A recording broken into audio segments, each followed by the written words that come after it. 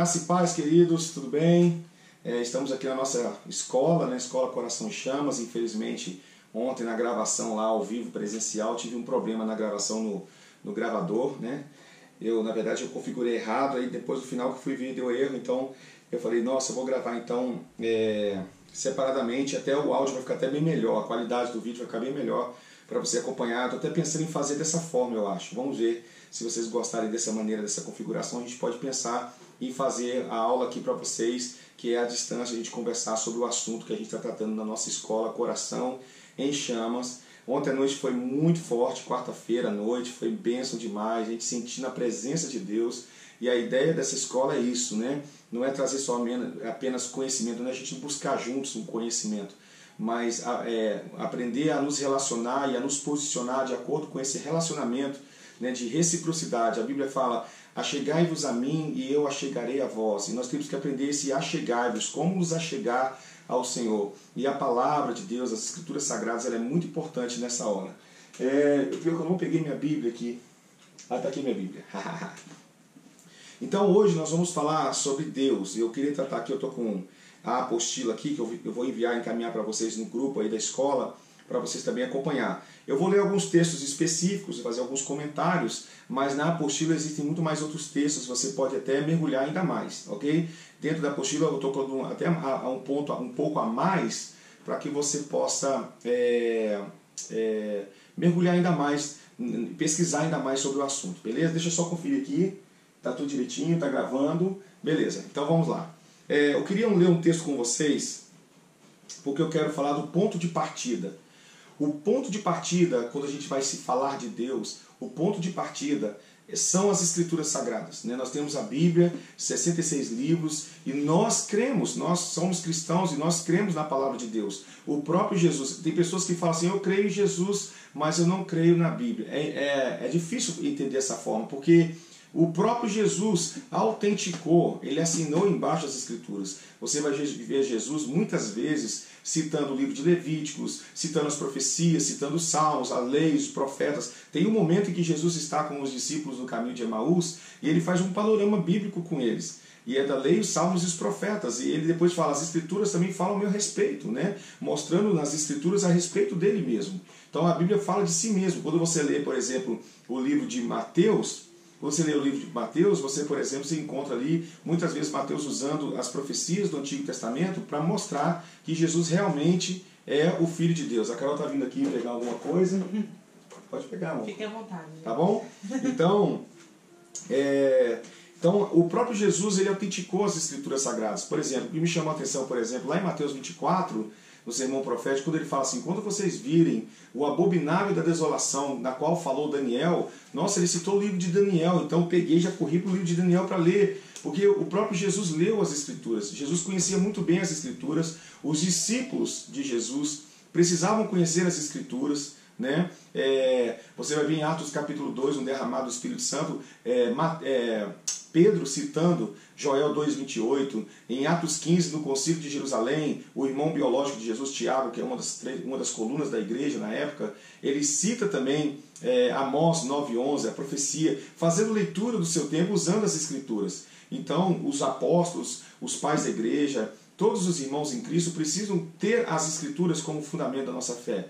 Ok? E nós precisamos, à luz do Espírito Santo, estudar a palavra. Hoje, nós estamos vendo, eu estou até preocupado, porque já está surgindo um grupo de pseudo-teólogos que estão apresentando as Escrituras e relativizando a palavra, dizendo que não é muito bem assim que a palavra diz. Isso é muito perigoso, porque foi assim que aconteceu no jardim, quando Satanás tentou a Eva.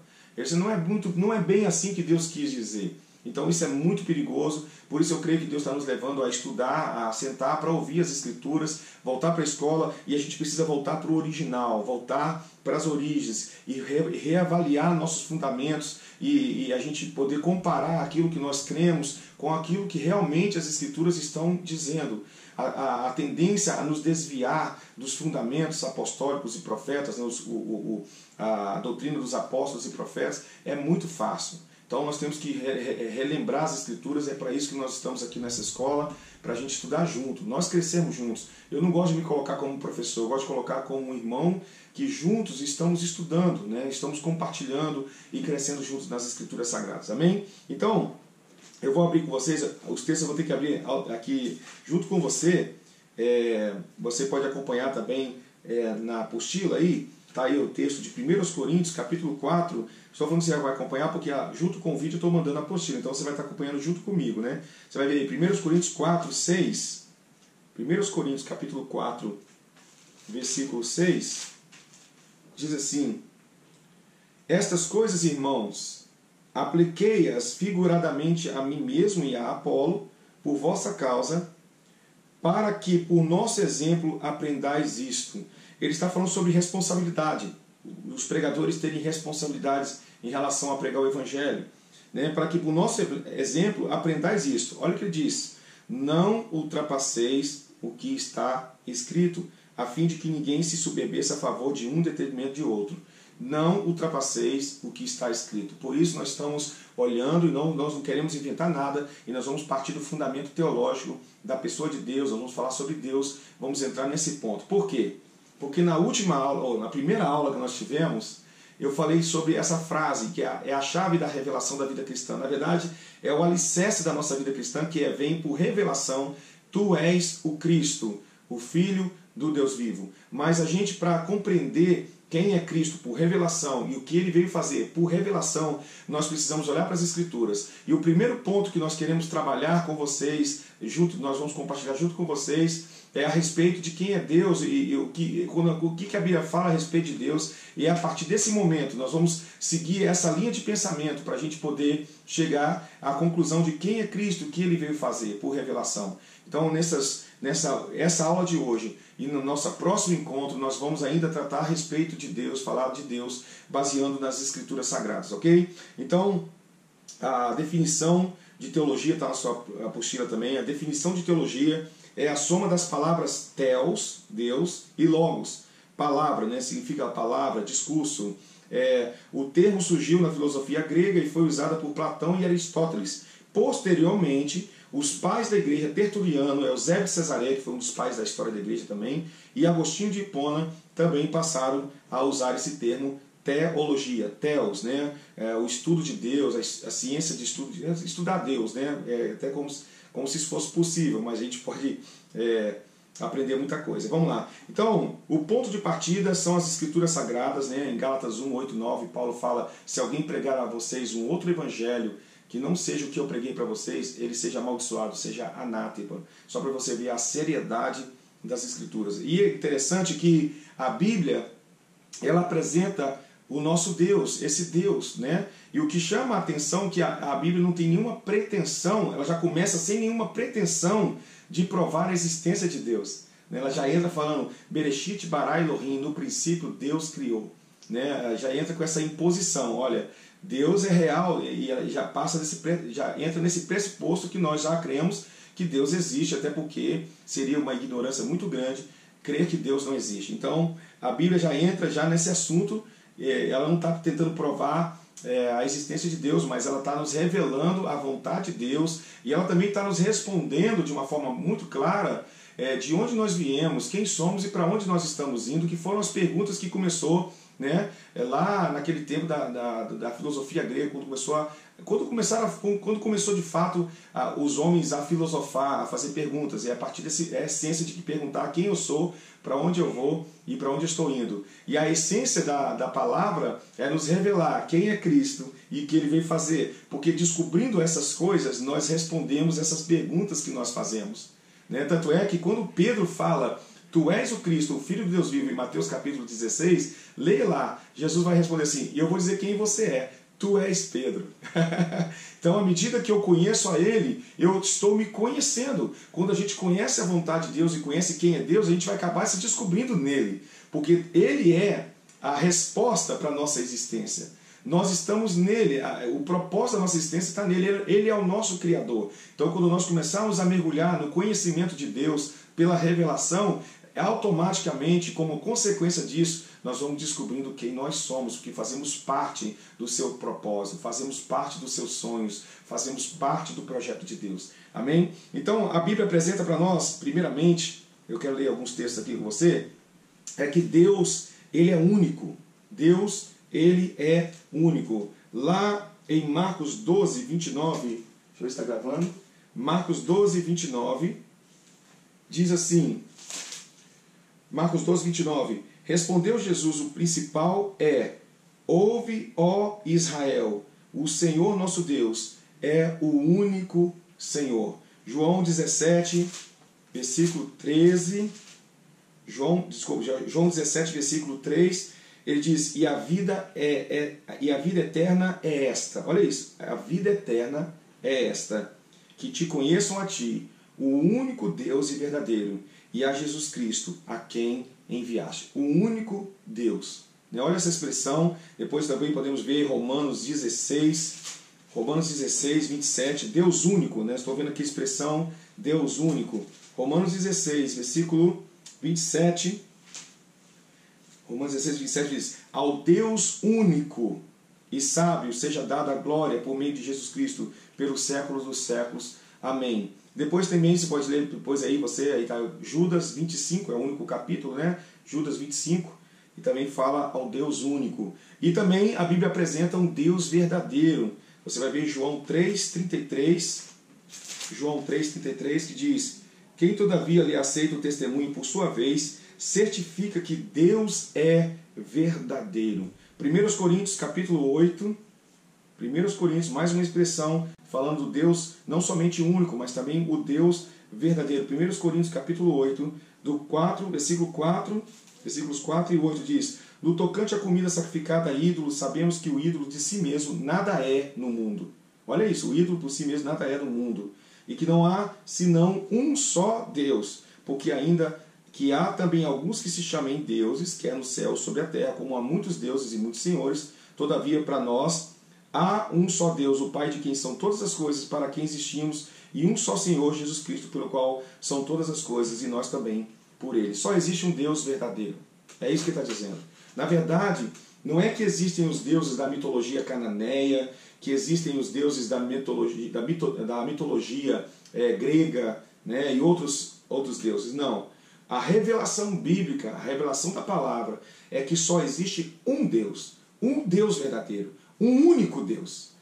Todos esses deuses são falsos, não são verdadeiros, não são únicos, não existem eles. Não existe um Deus e um Deus no meio de milhares de deuses, e agora nós sabemos que dentre todos esses deuses a Bíblia revela o Deus que é único e verdadeiro no meio desse monte de deuses. Não, só existe um Deus. Nós vamos descobrir que por trás da idolatria, por trás de todas essas mitologias, existem demônios por trás disso. Né? Que eles não são deuses, eles são espíritos malignos que Satanás usou, que Satanás desviou a adoração do povo, do ser humano, e que isso causou um espaço para que o Satanás e seus demônios trabalhassem por trás disso. Mas por trás disso não existe, na verdade, um Deus, outros deuses. Só existe um Deus único e verdadeiro. Esse é o fundamento, essa é a base bíblica. Só existe um Deus e Ele é único e verdadeiro.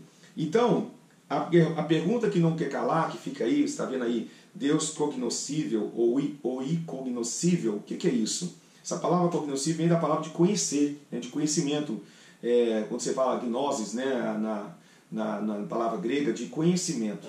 A pergunta é, nós sabemos que Deus existe, Deus é real, Deus existe. Nós sabemos agora que Ele é o único verdadeiro e também nós sabemos que Ele é o Criador. Né? Isso implica muita coisa, mas na próxima aula a gente vai falar sobre isso. Onde a gente diz que Deus é o Criador, isso tem algo que implica muito nessa verdade. Mas Ele existe, Ele é real, Ele é o Criador de todas as coisas. Amém. Mas a pergunta é, Ele pode ser conhecido, ou seja, Ele é cognoscível, ou ele não pode ser conhecido, ou Ele é incognoscível? Então a pergunta que eu coloquei aqui, Deus é cognoscível ou incognoscível? Ele é conhecido ou pode ser conhecido ou não pode? A resposta bíblica é sim e não. Ou seja, a resposta são os dois. Ele é tanto cognoscível e ele também é incognoscível. É uma expressão teológica, né?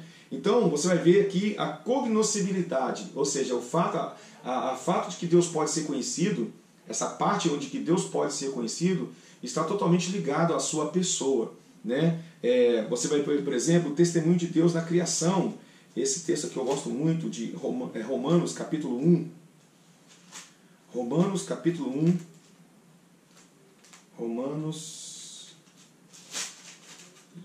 Só um minutinho, gente, estou enrolado aqui na minha Bíblia, essa Bíblia pequenininha aqui. Romanos 1, 18. Romanos 1, do 18 ao 23, vamos lá. Romanos 1, do 18 ao 23, diz assim: a ira de Deus se revela do céu contra toda impiedade e perversão dos homens que detêm a verdade pela injustiça. Porquanto o que de Deus se pode conhecer é manifesto entre eles, porque Deus lhes manifestou. Olha isso.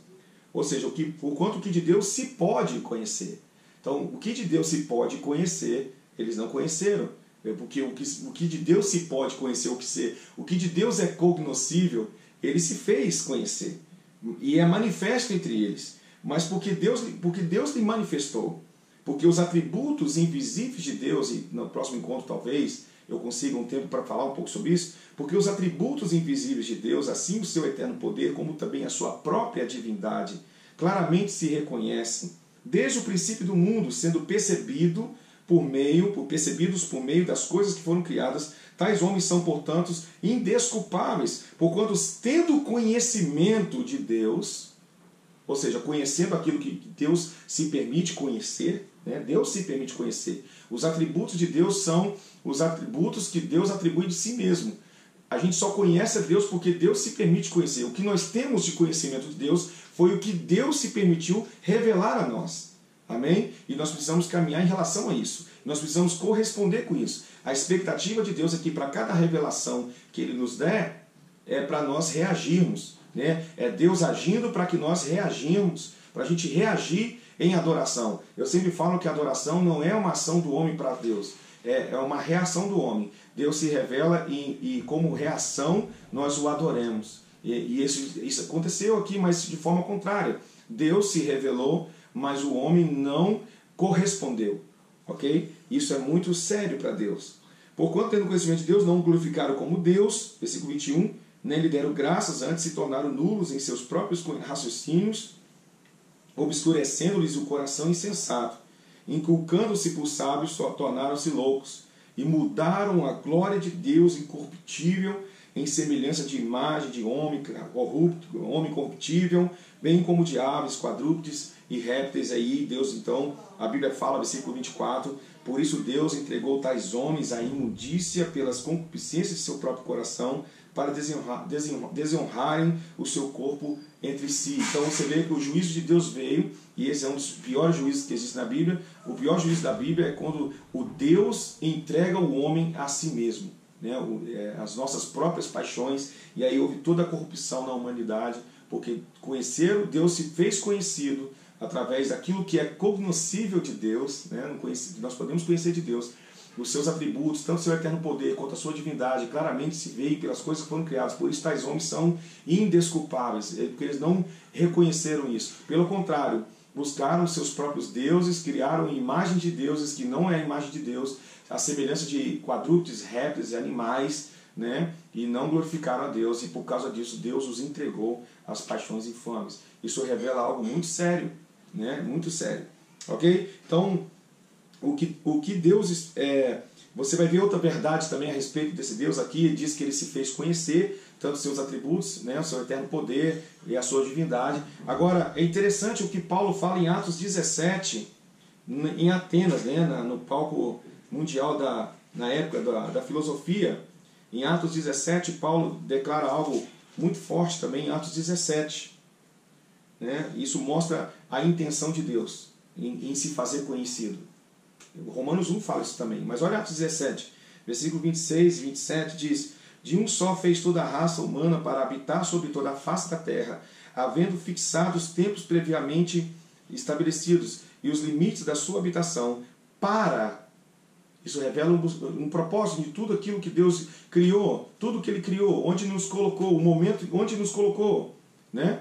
Ele criou a terra para ser um palco de uma relação de Deus com o homem, com a humanidade. E ele fala, de um só, onde estava o versículo 26, né?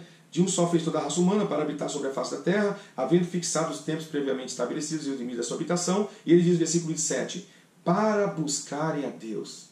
Para buscarem a Deus. Isso revela a intenção de Deus, que Ele quer ser buscado, Ele quer ser achado, Ele quer ser encontrado. Amém? E Ele se faz conhecido para esse propósito. Por isso Deus se faz conhecer. Ele criou todas as coisas para gerar em nós um desejo ardente de conhecer, de buscá-lo. E também Ele diz que nós podemos encontrá-lo. E por isso que Jeremias 29, e esse assunto aqui é um assunto muito top que eu quero trabalhar no segundo módulo da nossa escola, em Jeremias 29, 13, que é muito forte, que ele fala, 29, 13, né? Ele diz, buscar-me-eis e me achareis, quando me buscardes de todo o vosso coração. Nós vamos ver no próximo módulo, quando a gente entrar nesse assunto, nós vamos ver essa obra específica de Deus dentro de nós. É interessante que Provérbios 4, 23 fala que sobre tudo que se deve guardar, guarde o vosso coração. Só que ali na King James, a tradução diz, sobre tudo que se deve guardar, guarde o íntimo da razão. O coração não é o órgão, né? Ali literal do que está falando com a Bíblia fala de coração. Ela fala do âmago do ser humano, né? O ser do ser humano. A parte central do ser humano. É lá dentro, irmãos. A grande questão está aqui dentro de nós. E esta obra Deus quer fazer, nós vamos mostrar isso biblicamente. E no nosso próximo módulo a gente vai mergulhar nisso. Por isso que eu peço a você, não desista da escola, né? Dê valor a essas palavras, mergulhe nas Escrituras, ore.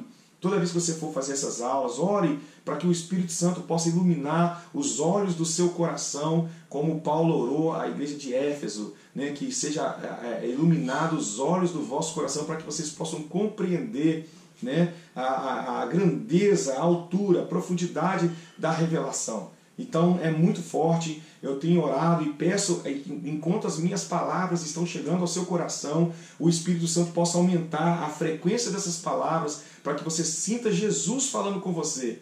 Deus quer ter um encontro conosco, Ele se faz conhecido, Ele é cognoscível, Ele pode se conhecer Ele. E mais do que se fazer conhecido, Ele se fez conhecido para que isso gerasse em nós um desejo ainda mais de encontrá-lo. E Ele nos revelou a palavra, e nos revelou a palavra que é a pessoa do seu Filho. Ele veio na pessoa de Jesus, Ele se manifestou, Ele se fez carne, para mostrar para nós, na prática, como encontrá-lo.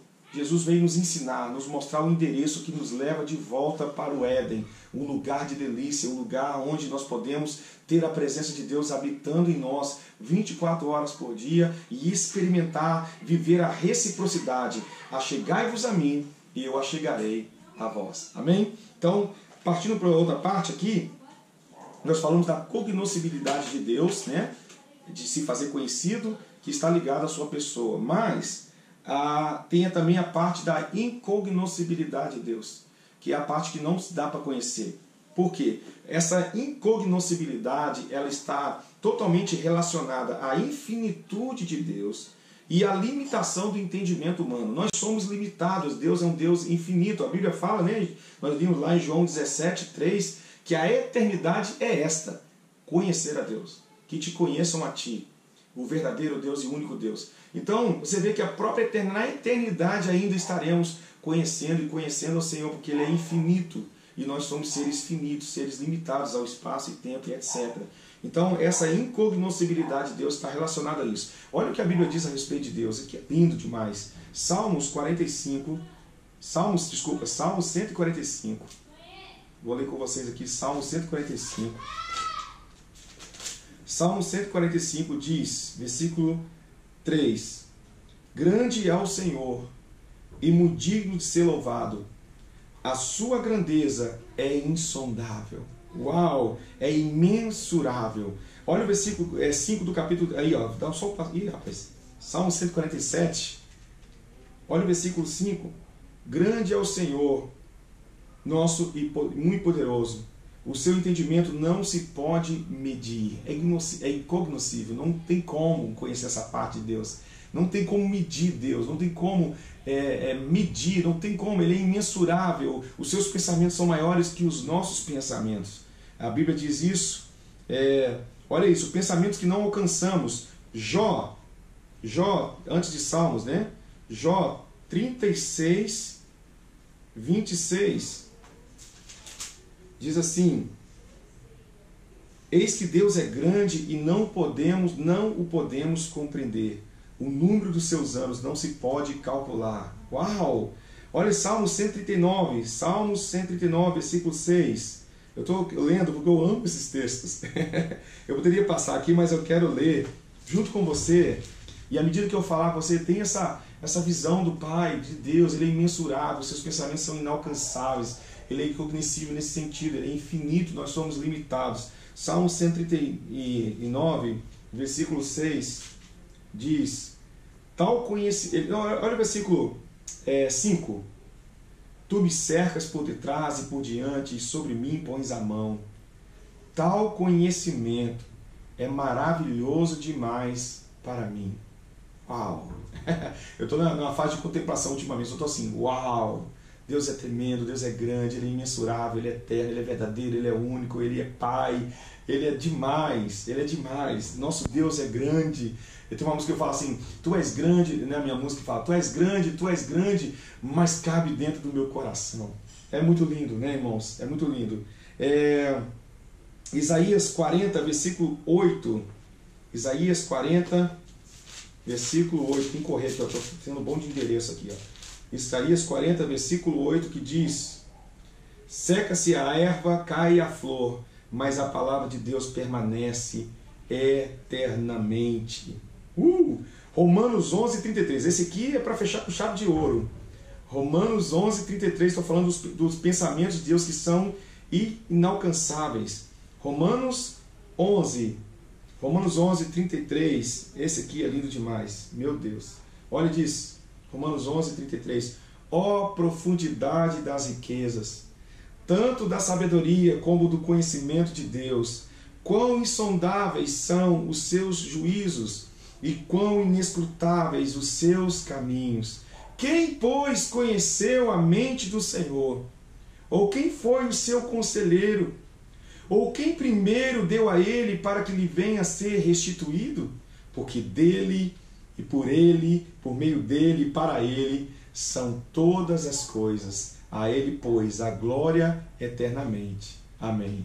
Uau! Então essa é a parte da incognoscibilidade de Deus. Ele é imensurável, inalcançável, transcendental, sei lá. Ele vai além dos nossos pensamentos, além dos nossos caminhos. E isso que é muito legal em Deus é porque a gente vai conhecendo a Deus, a eternidade é esta, e à medida que nós conhecermos Ele, mais adoração vai saindo de nós, porque a adoração é uma resposta a uma revelação de Deus. Ele se revela e você vai adorando, vai respondendo em adoração. Por isso que se torna irracional Deus se revelar e o homem não corresponder com a adoração.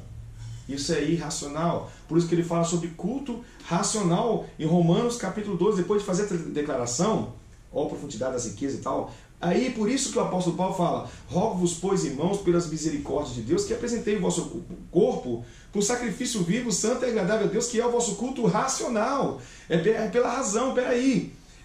Isso tudo tem que gerar em nós adoração, isso tudo tem que gerar em nós, a partir da revelação de Deus, que gera em nós um desejo maior de servi-lo, de adorá-lo, de exaltá-lo, de engrandecê-lo, porque Ele tem revelado a sua grandeza, as suas maravilhas. Como pode um Deus perfeito compartilhar coisas tão perfeitas com gente tão imperfeita como eu e você, e ainda confiar em nós, e acreditar em nós, e estar sempre recomeçando conosco, estar sempre acreditando em nós? Isso é imensurável, isso não tem como comparar, não tem como falar, descrever. Esse Deus, Ele é muito grande.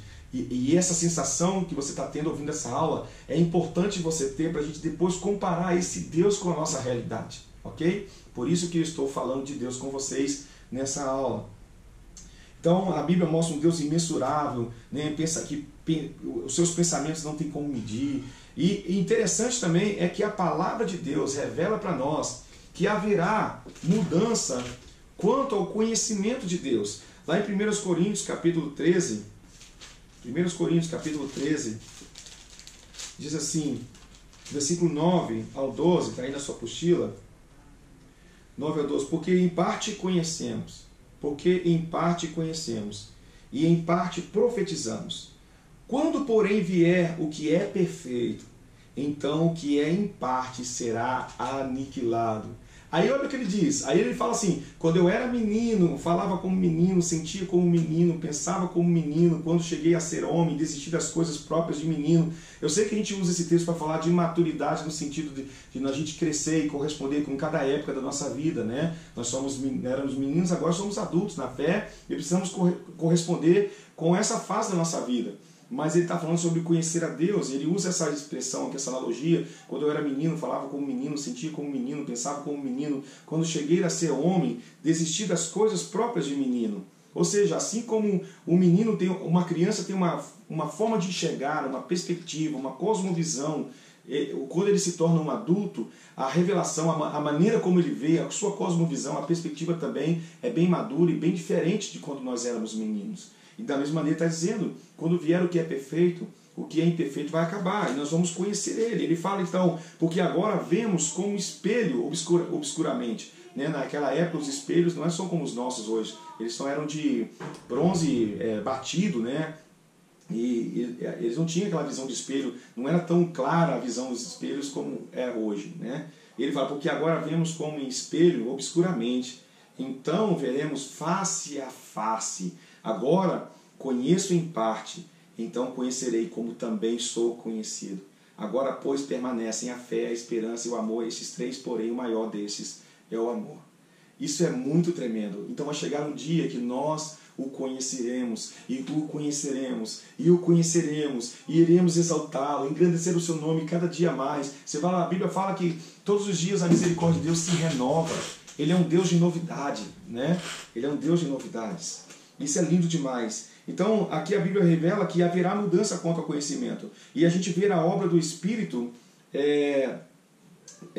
antes e depois da conversão de Cristo. Né? Lá em Gálatas 4:8, está aí o texto, vamos ler para mim, diz: outrora, porém, não conhecendo a Deus, servíeis a deuses que por natureza não são. Antes de conhecer a Deus, nós servíamos a outros deuses, estávamos debaixo da influência dos espíritos, do espírito da desobediência, como diz Efésios, que fala que nós estávamos mortos por causa dos nossos delitos. Mas aí, lá em João 16, isso mesmo, João 16, lá em João 16, versículo 8 e 9, diz, João diz, quando ele vier, convencerá o mundo do pecado, da justiça e do juízo. Essa é a primeira fase onde o Espírito Santo nos convence, aquela primeira experiência que temos, nessa fase em que nós estávamos servindo a outros deuses, né? Não falando de Deus estar ali servindo conscientemente, mas estávamos debaixo, éramos rebeldes, filhos da ira de Deus, estávamos longe de Deus e adorando os nossos deuses do interior, né? No nosso interior, do nosso coração.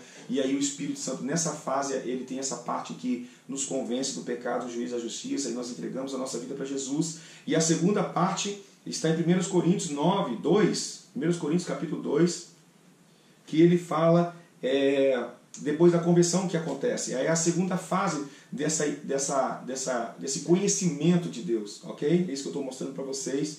1 Coríntios 2, no 9 ao 16, diz, e foi por isso também que vos escrevi, desculpa, é isso mesmo, 1 Coríntios 2, 9 a 16. E foi por isso também que vos escrevi para ter prova de que em tudo sois obedientes, a quem perdoais alguma coisa, também eu perdoo. Não é esse texto mesmo? Não, desculpa, 1 Coríntios 9, vamos lá de novo, Gideon. 1 Coríntios, 2, 9, diz, mas como está escrito, nem olhos viram, nem ouvidos ouviram, nem jamais penetrou em coração humano o que Deus tem preparado para aqueles que o amam. Mas Deus nos revelou pelo Espírito, porque o Espírito a todas as coisas perscruta até mesmo as profundezas de Deus. Porque qual dos homens sabe as coisas do homem, senão o seu próprio espírito que nele está? Assim também as coisas de Deus, ninguém as conhece.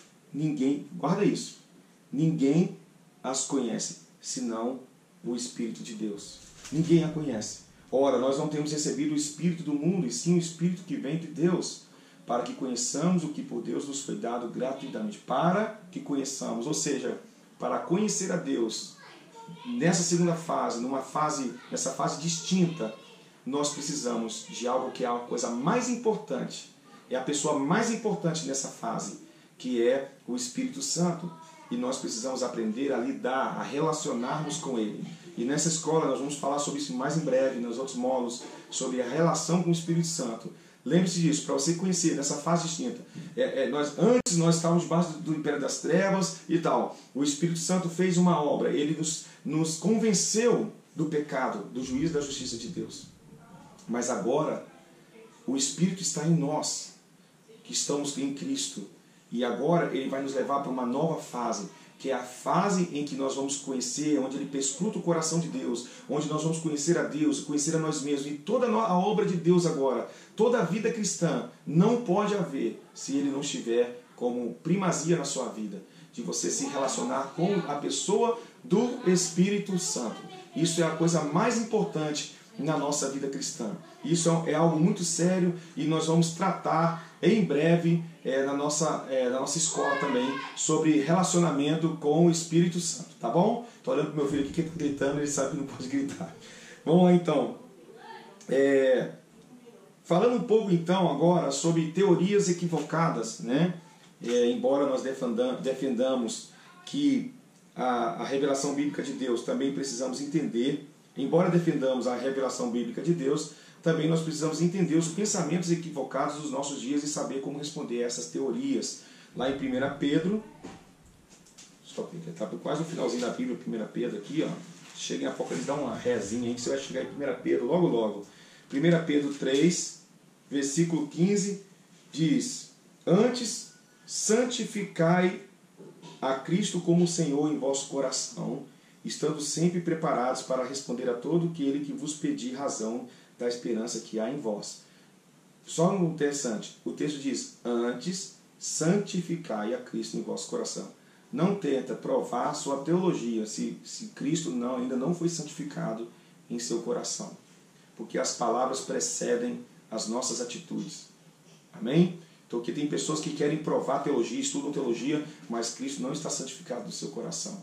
Está com a família toda destruída, está com a sua vida toda destruída, mas não, eu conheço a Deus porque eu fiz teologia. Isso aí é ignorância. Não, antes santificai a Cristo, mas esteja preparado também para você responder a todos que fizerem, né, menção da sua fé, questionar a sua fé. Por isso o conhecimento ele é importante, mas antes santificai a Cristo em vosso coração.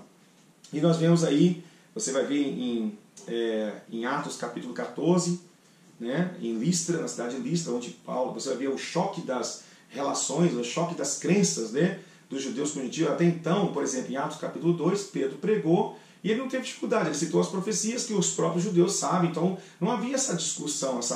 Mas agora, aos gentios, ao chegar a parte fora de Jerusalém, Antioquia, e agora vai para outras regiões da Galácia, Atenas, esses lugares, esses povos têm suas crenças, eles adoram milhares de deuses. Você vai ver isso em Atos 14, 8 ao 18. Depois você lê aí o momento em que Paulo e Barnabé vão lá na cidade de Listra, na região da Galácia, eles curam um aleijado e de repente o povo começa a adorá-los, né? Chama Paulo de Mercúrio e Barnabé de Júpiter, que são os deuses que eles adoravam na sua mitologia. E tem um templo em volta lá em frente, o sacerdote quer trazer os seres, os animais, para poder sacrificar a eles. Eles gritam, eles pregam e falam: não façam isso e tal. Então você vai ver esse choque de crença em Atenas, Atos 17, vamos voltar para Atenas, Atos 17, Paulo, você vai ver esse choque de crenças. Em Atos 17, Paulo, quando ele prega em Atos 17, depois você lê, ele é chamado de tagarela. Eles adoram milhares de deuses, e aí a Bíblia fala em Atos 17, no versículo 16, enquanto Paulo os esperavam em Atenas, o seu espírito se revoltava em face da idolatria dominante na cidade. Paulo ficou chocado. Né? Até então os judeus eles entendem, apesar de todas as suas crenças, os vários tipos de pensamento, né? Os saduceus, os fariseus, os essênios, os zelotes e tudo mais, mas havia um ponto em comum, né? Que é o monoteísmo, é adorar apenas um Deus, e também o outro ponto comum é a expectativa escatológica deles, que era um ponto em comum. Então todos eles sabiam que só existe um Deus, amém? Eles passaram pelo processo de purificação quando foram para a Babilônia e ficaram 70 anos sob o domínio da Babilônia, e onde Deus fez uma purificação em Israel. Agora, é fácil pregar para eles, mas agora pregar fora, em outras regiões onde se adoram milhares de deuses, politeísmo, sincretismos religiosos e tudo mais, então você vê esse choque das crenças em Atos 17 e 16. Isso mesmo, né? Você vai ver até o 31. E Paulo ele vê um altar escrito ao Deus desconhecido, ele usa isso como base e como link para ele poder pregar a respeito do Deus Criador. Né? Você vai ver pelas palavras dele, nós já lemos alguma parte, ele cita uma frase de um dos poetas, né? Ele fala: pois nele vivemos e nos movemos e existimos, versículo 28, como alguns dos vossos poetas têm dito, porque dele também somos geração. Sendo, pois, geração de Deus, não devemos pensar que a divindade é semelhante ao ouro, à prata ou à pedra, trabalhados pela arte e imaginação do homem. Ora, não levou Deus em conta os tempos da ignorância, agora, porém, notifica aos homens que todos, em toda parte, se arrependam, porquanto estabeleceu um dia em que há de julgar o mundo com justiça, por meio de um varão que destinou e acreditou diante de todos, ressuscitando dentre os mortos. Então Paulo usa esse link e você vai ver esse choque das crenças, né? Ele é tratado como tagarela e a galera fica meio assim: que isso, que esse cara está falando? Já é uma revolução falar que existe só um Deus verdadeiro, e nós somos geração dele, nós somos criados por ele, e ele enviou o seu filho e ressuscitou. Essa mensagem é uma loucura, é loucura para os que perecem, mas para nós é o poder de Deus. Amém? A cruz de Cristo é uma loucura, mas para nós é a sabedoria de Deus. Então, esse aí é o choque das crenças. Aí nós vamos ver aqui, eu vou citar só, vou fazer a leitura aqui da apostila, você pode ler comigo aí. Tem o ateísmo, né? O ateísmo é a palavra grega que vem da junção de a, que é uma partícula negativa, e theos, que significa Deus. Os ateus negam a existência de Deus. Salmo 14, versículo 1 fala, diz o insensato em seu coração: não há Deus.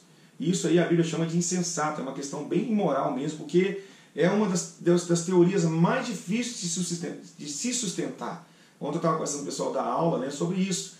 Quando você fala da criação, por exemplo, você olha para um passarinho, ele é um ser criado. E os ateus vão partir do ponto de dizer que aquele ser criado foi criado sozinho. É impossível. Porque quando você diz que um passarinho se criou sozinho, você parte da ideia, então, de que antes dele existir, ele agiu. Como? Como pode? O próprio efeito, então, é a causa? Não tem como, é ilógico. Eu usei uma ideia que eu li também, que eu já conversei com um rapaz também que veio do ateísmo, e eu falei com ele também sobre isso também, que eu tinha lido no livro essa história. Então imagina que nós chegamos, você está um naufrágio, e você nada, você vê uma ilha, né, você é um náufrago, e você chega naquela ilha, deita na areia, está ali morrendo de cansaço, tentando nadar, e aí você acende uma fogueira por causa do frio, e no outro dia você acorda e você coloca, então, aí você vai andar pela ilha, porque você não conhece aquela ilha, é uma ilha deserta, mas de repente você olha na areia, tem uma forma exata, de uma forma geométrica desenhada na areia. Qual é a conclusão lógica de que você chega? E você vai chegar: existem pessoas nessa ilha. Da mesma forma, ao olhar para a natureza, a harmonia entre os astros celestes, você olha a harmonia no nosso corpo, as células, o átomo, né? Agora já descobriram coisas mais, que existem em outras partes mais menores do que os elétrons. Gente, é incrível, né? Tanto o lado microscópico da coisa e o lado macroscópico da coisa, tudo aponta para um desígnio, uma ordem, e toda ordem aponta que alguém criou aquilo. Uma ordem aponta um desígnio aponta um propósito. Então algo criou isso, e a Bíblia chama esse algo de Deus. E a maior revelação mais forte para mim das Escrituras, que esse Deus que criou todas as coisas é o nosso Pai. Então, é uma teoria muito difícil de sustentar, é o ateísmo. E então, outro professor usou a ideia de que, imagine que eu estou dando uma aula numa sala com várias pessoas, várias cadeiras, e eu viro de costas para essas cadeiras, do lado do quadro, né? E pego cada cadeira e jogo. Pego uma e jogo. E quando eu olho para trás, está tudo ordenado, tudo designado no lugar certo. Impossível. Impossível. O próprio design das coisas é impossível, irmãos. É impossível. Deus é real, Deus existe, Deus é real. Amém? Aí tem aqui o agnosticismo, a palavra grega vem da junção de a, partícula negativa também, gnosis, conhecimento, agnosis, né? Agnosis, que significa conhecimento. O termo agnosticismo foi usado pela primeira vez pelo biólogo e filósofo inglês Thomas Henry Huxley. Huxley indica uma crença suspensa de quem nem afirma e nem tampouco nega a existência de Deus. Eles ficam no muro, né? Não afirma que Deus existe, mas também não nega que ele não exista. Esse é um outro ponto. Tem o evolucionismo, que se divide em dois braços, sendo que um reconhece a Deus por trás do processo, né, que é chamado de teísta, reconhece Deus por trás do processo, e o outro tenta excluir Deus da criação, que é o ateísta. Tem também, Salmo 19 fala: céus manifestam a glória de Deus, o firmamento as obras de suas mãos, você vê as digitais de Deus na criação. Né? Tem o politeísmo, a palavra é composta de polis, que no grego significa muito, e theos, que no grego significa Deus. É a crença ou a prática da adoração a mais de uma divindade, né? Que adora milhares de deuses, eles creem que existem muitos deuses. Tem o enoteísmo. Enoteísmo indica o sistema de adoração a um só Deus, admitindo, todavia, a existência de outros deuses. Né? Aquela ideia, né? Nós cremos que Deus existe, mas ele faz parte de uma galera de deuses que também já existe, a mitologia grega, os Zeus e pá. Então esse é o enoteísmo. Né? Seria uma espécie de monoteísmo na convicção pessoal e um politeísmo na tolerância a outras crenças. E tem aqui o panteísmo. Relaciona a identidade de Deus com o universo. Esse ponto é interessante. É a crença do hinduísmo. Né? No caso, por exemplo, na Índia, que adoram rato, boi, vaca, árvore, nuvem, fogo, etc. É uma crença do hinduísmo que esteve presente nos pensamentos grego e romano. Deus é tudo e tudo é Deus. Ou seja, se Deus criou Satanás, ele criou Lúcifer, então Deus também é Lúcifer? Estranho, né? Então você vê que nessa ideia não há distinção entre Criador e a criatura. Aí tem as outras aqui que você pode ler aí na sua apostila: materialismo, né? Para não ficar muito longo o vídeo. Depois você lê materialismo e tem o deísmo. Essa aqui é legal, essa é interessante. Deísmo, doutrina pela qual se afirma a existência de Deus, mas ao mesmo tempo assevera que ele está longe de nós a ponto de não se envolver com os assuntos humanos. Né? Pode ser monoteísta ou politeísmo. Trata-se da crença dos epicureus. Por isso que Paulo, em Atenas, ele questiona os epicureus, aí ele fala assim: não está longe de vós. Porque aquela ideia que um certo homem disse, né? Não lembro qual o nome da pessoa que disse isso, ele disse que Deus é um relojoeiro que deu corda no relógio e se afastou do relógio e não faz nada. Né? A ideia de que existe Deus, mas ele não se envolve com a nossa vida, não se envolve em nada. Esse é o deísmo. Ok? E agora, o último ponto do nosso estudo de hoje é entendendo a idolatria. Né? O primeiro mandamento de Marcos 12, 28. Marcos 12, 28. Você pode dar uma pausa no vídeo para você tomar um café, ok? Dá uma pausa no vídeo para você tomar um cafezinho, uma água e volta para você continuar. Então, Marcos, vou ficar em silêncio 1 segundo para dar essa pausa aí. Ó. Muito bem, voltamos. Marcos 12, versículo 28. Chegando um dos escribas, tendo ouvido a discussão entre eles, vendo como Jesus lhe houvera respondido bem, perguntou-lhe: qual é o principal de todos os mandamentos? Respondeu Jesus. Aí aqui está o primeiro mandamento, né? O principal é: ouve, ó Senhor, o nosso Deus é o único Senhor. O que é interessante, queridos, nós precisamos entender por que a idolatria é algo tão abominável para Deus, né? E o que está por trás dela, o que está por trás da idolatria e como isso fere o propósito de Deus. Isso é algo muito sério, ok? Então, essa revelação bíblica aqui, primeiro, é a fé no Deus invisível. Vamos lá, Colossenses 1. Colossenses 1:15, que diz: este é a imagem do Deus invisível, o primogênito de toda a criação. 1 Timóteo 1, 16, Vamos lá, 1,17. 1 Timóteo 1,17 diz: assim é o Rei eterno, imortal, invisível, Deus único. Então você vai ver várias expressões, né, do Deus invisível. E qual é a definição de fé? Vamos lá, Hebreus capítulo 11. Vamos juntar essas duas coisas, essas duas verdades, Deus invisível e a fé. Capítulo 11, versículo 1. Ora, a fé é a certeza das coisas que se esperam, a convicção de fatos que se não veem. Então, Deus estabeleceu a essência da relação com Deus é pela fé. O justo viverá por fé. É de fé em fé. Então a relação com Deus é um Deus invisível e que pela fé nós podemos nos relacionar. A essência da relação com Deus é a fé. A idolatria é tudo aquilo que vem para destruir esse princípio de um Deus invisível e a fé que precisamos para nos relacionar com Ele. Então, hoje se vê no neopentecostalismo, muitas igrejas neopentecostais têm essa ideia de construir um ponto de contato para que as pessoas tenham fé. Então se pega um lenço e leva no Monte Horebe, bebe água no Monte Horebe, água do Rio Jordão, vem aqui, leve o saco de cimento da vitória que nós levamos por... Então está sempre criando um ponto de contato. E isso fere a relação com o Deus invisível. Isso se chama idolatria. Toda vez que se não adora a Deus, a maneira de Deus, como Ele quer, e também não se adora a Deus pelo que Ele é, ali se instala um princípio para um fundamento da idolatria. Então a idolatria é esse desvio da adoração verdadeira. E tudo aquilo que nós colocamos como um ponto de contato, um ponto entre nós e Deus, para ter fé. Por exemplo, Moisés, o povo de Israel tinha Moisés como um ponto de contato entre eles e Deus. Ele é intercessor, o intermediador. Isso se tornou algo muito grave, porque no momento que Moisés, que se tornou o ponto de contato entre eles e Deus, se afastou deles, foi para o monte lá, Horebe, ficou 40 dias e 40 noites com Deus e não voltava mais, lá em Êxodo 32 fala que eles procuraram Arão e mandou assim, faça um Deus para nós. E aí você vai ver, vamos lá, Êxodo 32 é o episódio do bezerro de ouro. Êxodo capítulo 32. Êxodo capítulo 32. Olha o versículo 4. Vamos lá.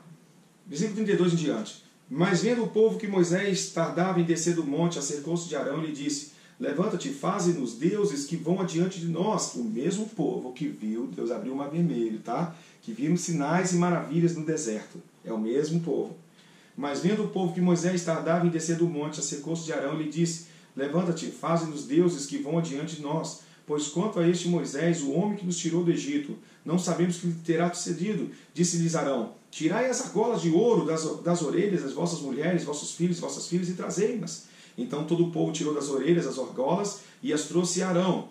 Este, recebendo-as das suas mãos, trabalhou o ouro com buril e fez dele um bezerro fundido. Então disseram: são estes, ó Israel, os teus deuses que te tiraram da terra do Egito. Arão, vendo isto, edificou um altar diante dele e, apregoando, disse: amanhã será festa ao Senhor, Jeová. Ou seja, o que é isso? Que coisa grave! Construíram um bezerro de ouro e chamaram ele, dizendo que aquela imagem é a imagem de Deus. E é interessante o que aconteceu, porque fizeram uma festa, no dia seguinte madrugaram e ofereceram holocaustos, e trouxeram ofertas pacíficas, e o povo assentou-se para comer e beber, e levantou-se para se divertir. Então disse o Senhor a Moisés: vai, desce, porque o teu povo que fizesse sair do Egito se corrompeu. Aí Deus fala assim: o teu povo, já não é meu povo, Deus já começou a rejeitar eles. Olha, Moisés, o teu povo. Então, segundo a história, diz que eles fizeram até bacanal, fizeram orgia em volta do bezerro de ouro, porque entraram espíritos malignos nisso, né? Então a coisa ficou muito desenfreada, e essa questão de fazer pontos de contato. O problema é quando nós saímos do princípio, fundamento da adoração segundo a vontade de Deus. A tendência a tornar aquele ponto de contato em uma idolatria é muito forte, né? E a gente começa então a dar valores aos objetos, aquilo que é palpável, e perde a essência do que é fé. Fé é a certeza das coisas que não se veem. Eu não preciso tocar para crer. A Bíblia fala assim: se creres, verás. Não é se ver para crer, como foi a questão de Tomé. Se eu não ver a marca na mão dele, se eu não ver o furo no seu lado, então eu não crerei. Eu só creio se eu tocar, se eu ver. E Jesus foi grosso com ele, assim, você não tem fé. Seja crente. Fé é se creres, verás a glória de Deus. Então isso é muito sério, e aí você vai ver, né, isso tudo é chamado de culto a demônios. Isso é muito sério, irmãos. Quando nós saímos do princípio fundamental da essência, que é adorar esse Deus, de como buscá-lo, numa busca como Ele decide, como Ele estabeleceu, nós podemos criar portais espirituais para que espíritos entrem nessa brecha. Olha Oséias 4, o que acontece com a adoração desviada. Oséias 4. Oséias, cadê você, Oséias? Estou achando aqui, gente, minha Bíblia às vezes é difícil manusear assim, entendeu? Oséias 4, versículo 12, ele diz assim: o meu povo consulta o seu pedaço de madeira, e a sua vara lhe dá a resposta, porque um espírito de prostituição os enganou. Eles, prostituindo-se, abandonaram o seu Deus. Ou seja, instalou-se um espírito maligno nessa adoração desviada. Então, para terminar aqui, você pode ler depois em casa aí, para terminar sua apostila, você pode ler aí, né, que a Bíblia chama a idolatria de culto a demônios. Só antes de eu falar do último princípio, Levítico 17, vou só escolher esse texto, tá bom? Depois você lê os outros também, para não ficar muita coisa aqui. Levítico 17, do 1 ao 7, diz: disse o Senhor a Moisés: falarão e seus filhos, e a todos os filhos de Israel, disse-lhes: isto é o que o Senhor ordenou, dizendo: qualquer homem da casa de Israel que imolar boi ou cordeiro ou cabra no arraial ou fora dele, e os não trouxer à porta da tenda da congregação, ou seja, conforme eu estabeleci, agora não se pode adorar de qualquer maneira em campo aberto. Eu institucionalizei, eu instituí aqui a maneira como se deve fazer. Tem que ser na congregação, né? Tem que ser na porta do tabernáculo, tem que trazer as ofertas. E os não trouxer à porta da tenda da congregação como oferta ao Senhor diante do seu tabernáculo, a tal homem será imputada a culpa de sangue, do sangue, derramou sangue pelo que esse homem será eliminado do seu povo. Então Deus está estabelecendo, por quê? Porque até então, no alto sacerdócio, como você vê Jó clamando pelos seus filhos, até então não havia nada Deus não tinha colocado o ministério dos levíticos, né, tal, ele não tinha institucionado, eu não sei se eu estou usando a palavra certa, estabelecido os padrões, né? Até então se adorava a Deus, levantava um altar em campo aberto, mas agora tem que ser da maneira de Deus. Por que Deus fez isso? Uma maneira dele zelar, porque a tendência do sincretismo religioso é muito forte. A tendência de a gente exaltar mais o altar do que o Deus do altar é muito grande. Você vê isso em Isaías, quando o povo ia adorar a Deus, e com a vida toda errada, mas eles davam valor a mais às doutrinas do que o próprio Deus, do que o próprio doutrinador. Né? Não se pode cortar o cabelo do sovaco, não se pode fazer isso, não se pode fazer aquilo, mas pode bater na esposa, pode desonrar os filhos, como alguns pastores fazem. Então quais são os nossos valores? Então, a idolatria é isso, a idolatria é se desviar do original, de se desviar daquilo que Deus estabeleceu como adoração. Adoração não é o que nós queremos dar para Deus com as nossas boas intenções. Adoração é o que Deus estabeleceu e que Ele quer de nós. E nós precisamos da palavra, das Escrituras iluminadas pelo Espírito Santo, para que a gente possa entregar a Deus, né, devolver a Deus aquilo que é de verdade, que é de fato dele e o que ele quer receber de nós. E é nessa adoração que acontece algo que eu quero tratar aqui como final da nossa mensagem de hoje, aqui nosso encontro, é que a adoração dá direito a quem eu adoro de habitar e governar a minha vida. A adoração, se todo culto que Deus não recebe, uma força por trás disso recebe. Por isso que ele vai dizer, vamos lá, Levítico 17, né? Para que os filhos de Israel, trazendo o seu sacrifício que imolam em seu campo, versículo 5, que imolam em campo aberto, os apresentem ao Senhor, à porta da tenda da congregação, ao sacerdote, e os ofereçam por sacrifícios pacíficos ao Senhor. O sacerdote aspergirá o sangue sobre o altar do Senhor, à porta da tenda da congregação, e queimará a gordura de aroma agradável ao Senhor. Nunca mais oferecerão seus sacrifícios aos demônios. Olha isso! Ele chama sacrifício aos demônios com os quais eles se prostituem. Isso lhe será por estatuto perpétuo nas suas gerações. A idolatria que é adoração fora dos padrões de Deus. Idolatria não é só porque você colocou um símbolo, alguma coisa como primeiro lugar no seu coração. Idolatria é só o fato de você sair do padrão de Deus, né? E não adorar Deus como Ele espera ser adorado por você. E essa de achar que do seu jeito, a sua maneira, isso já é uma idolatria. Tem que ser do jeito do Pai. E isso constrói lugares para demônios trabalharem. Você vai ver que muito disso, aqui eles falam sobre prostituição, né? Espíritos malignos que invadiram, entraram nessa porta aberta pela idolatria para governar e habitar na vida das pessoas e influenciar a vida das pessoas. Por isso é muito sério isso, e eu quero terminar essa aula aqui. Então, coloquei verdade fundamental. Eu coloquei também na idolatria, troca o Criador pela criatura, e citei alguns textos, você pode ler também, embora a idolatria vai além de um ídolo físico, aí você lê Colossenses 3, 5, para não ficar uma aula muito puxada aqui com vocês. Mas a verdade fundamental que eu escrevi aqui, precisamos entender que a idolatria não tem sido apenas uma forma de distrair o homem de buscar o verdadeiro conhecimento de Deus, né? E o relacionamento com o Deus invisível por meio da fé. Mas todo culto que foge do padrão que Deus estabeleceu, ele tem, na verdade, se tornado um culto a demônios. Então, a pergunta que não quer calar é: será que em nossas igrejas, nós temos prestado o verdadeiro culto ao Senhor? Será que nós não transformamos as nossas plataformas em palcos onde tudo que a gente prepara naquela plataforma é mais para agradar as pessoas do que pregar a respeito do Senhor e manifestar a sua glória? Então são perguntas que nós precisamos fazer para nós mesmos, né? E se nós formos fiéis à palavra, nós precisamos ser fiéis também na resposta. Amém? Deus abençoe você. Por favor, fale comigo, né? Dá um feedback que você achou da aula. Me chame em particular aí no WhatsApp. Deus abençoe todos vocês. Até o nosso próximo encontro na nossa escola Coração em Chamas, que na próxima vez eu vou gravar lá na presencial mesmo, lá no lugar, tá bom? Gente, obrigado pelo carinho. Deus abençoe. A paz.